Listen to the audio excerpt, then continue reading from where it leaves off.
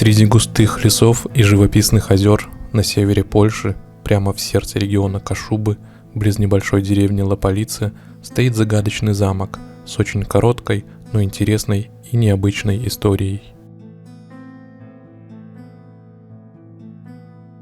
Преодолев относительно недолгий путь от Гданьска до границ Кашубского природоохранного заповедника, мы подъехали вплотную к замку, предвкушая атмосферную и запоминающуюся прогулку.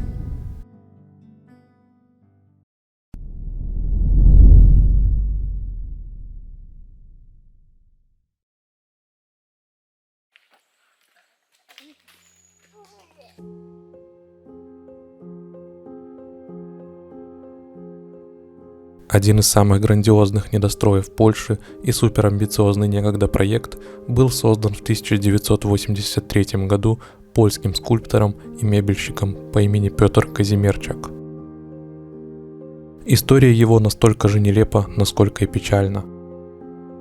Получив разрешение у местных властей на возведение на своем участке мастерской, а также семейного особняка площадью не превышающей 1000 квадратных метров, скульптор начал возведение огромного замка. Работа всей его жизни, как он сам говорил в интервью, развернулась на площади более 5000 квадратных метров и должна была включить 52 комнаты, 365 окон и 12 высоких башен. Строительство велось до начала 90-х, когда Казимерчак столкнулся с финансовыми проблемами.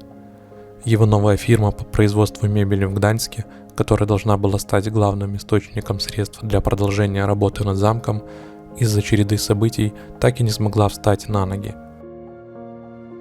В 2006 году из-за отсутствия документации от владельца власти вынесли решение о необходимости сноса здания, которое, впрочем, было оспорено и отменено. И вот уже 30 лет, как замок в Лополицах простаивает без каких-либо значимых изменений. Говорят, владелец иногда появляется здесь, но намного чаще здесь появляются туристы, фотографы, сталкеры, экстремалы и граффитисты. Хоть этот замок и недостроен, его необычайные формы намного больше будоражат сознание, чем руины некоторых средневековых замков. Эти зловещие черные конусы крыш, сотни мертвых глаз окон, сумасшедшая система залов, коридоров и лестниц. Ходить по нему, однако, достаточно опасно. Здесь нет ограждений, и оступиться и упасть в пропасть несколько метров высотой ничего не стоит. По факту, это все еще строительная площадка, о которой будто бы забыли. Кроме предупреждающей таблички на входе, здесь нет ни заградительных конструкций, ни сторожа.